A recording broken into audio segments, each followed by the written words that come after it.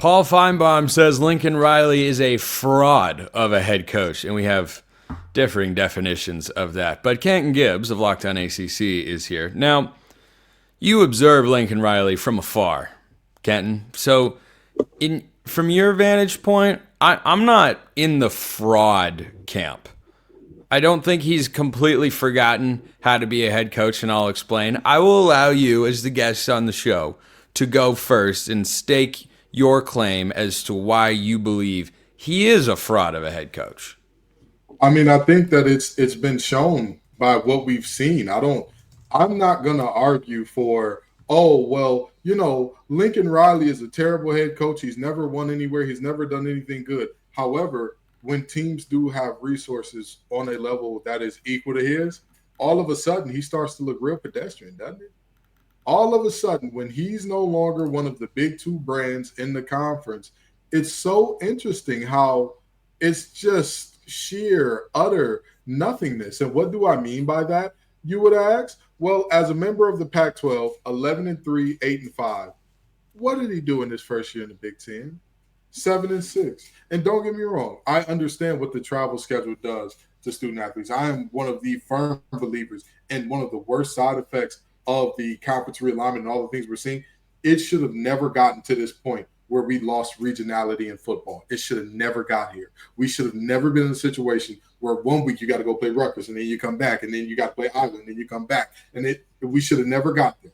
We should have never been here. So I understand that. However, to say that accounts for a difference of 3 wins or losses, when again, all you're being asked to do is play teams with equal amounts of resources to you, equal amounts of lore and history to you, all of a sudden you fall off a cliff. I'm not saying you look funny in the light, but maybe this is a case for fake watch buster. We may need to put the diamond tester on the bezel because it's looking a little fraudulent to me. Here's where I come at it from. And I'm not trying to downplay the pressure that he can really cultivate if this season looks as it did last year. Like, their preseason win total, their schedule is, solidly tough, but not overly impossible necessarily. Like, they've got some tough games. They've got to play Notre Dame, as they always have. Don't know if they always will. But they have to go to Oregon, of course. Like, they've got plenty of matchups that you go, that's not going to be easy. Right. That's going to be a difficult game to win. But this is USC, and we're seeing on the recruiting trail right now as they continue to hold the number 1 class in the 2026 cycle what they're capable of. And what they're capable of on the trail is still what they're capable of on the field. So I don't think that the standard or expectation at USC should drop down. I don't think he has dropped it down, because I do think that if this season looks like last year, 6-6 and then win a bowl game, yeah, you had a couple of nice wins against the SEC, which we all know is not as strong as it used to be, given by the fact that they lost to USC twice with LSU and Texas A&M, who were respectable teams in the SEC this year. You can't do that again and not be on the hot seat going into next season. If you want to call Lincoln Riley overpaid, sure, you can. But where I'll step in and defend him a bit is he did not take over the USC of old. He took over the brand, and because in the first year, with the best player in college football, they overperformed with a defense that was complete and utter garbage, and then was trashed the next year, and he deserves, and I have blamed him for that, because anybody should blame him for bringing Alex Grinch over from Oklahoma. It was a horrible decision. But he was not taking over a primed post-Pete Carroll USC. He was taking over a Clay Helton mess that had gone 4-8 the year before. And even at a place like USC, even with the way you can build a roster in the transfer portal nowadays, and with NIL and all that stuff, I'm still someone who is willing to be patient. And if it's another step back this year, okay, this is now moving into you win next year or you're fired territory. But I don't know exactly what the definition of a fraudulent head coach is, but I don't think has been given a full, he hasn't done it smartly because he went all in on the portal in his first year, and I got to win right here, right now, but then didn't have it sustainable for the next couple of seasons. I don't think that was the right approach. Fine. That doesn't make him a fraudulent head coach. That makes him a head coach that made a mistake. That's the way I see it. Let me tell you something. Whenever a thing happens on the team, a head coach often gets a charge or gets a ding from the NCAA called lack of institutional control. Well, guess what, buddy? We're in year 3 going into year 4. This is lack of institutional winning. With all due respect, I understand the argument for he's not a fraud. All of those losses last year were all within one possession in the fourth quarter. I understand that. I'm not going to sit here and say, oh, USC was getting their doors blown off from the left to the right, from the east to the west, from the north to the south. I'm not going to say that. They were competitive. They were very competitive. However, what I will say is this. I often believe that there are about 10 to 13 brands. You cannot win 8 games a year and stay forever. Most other brands, they'll build you a statue.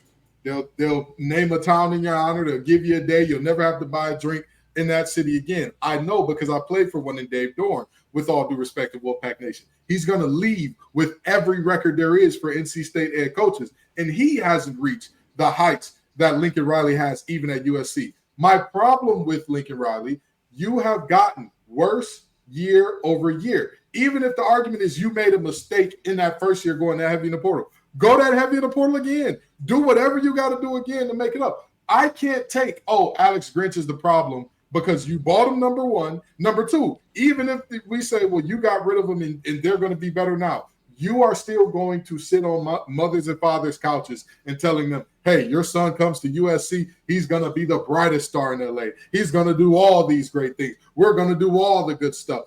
You are the one responsible for doing that.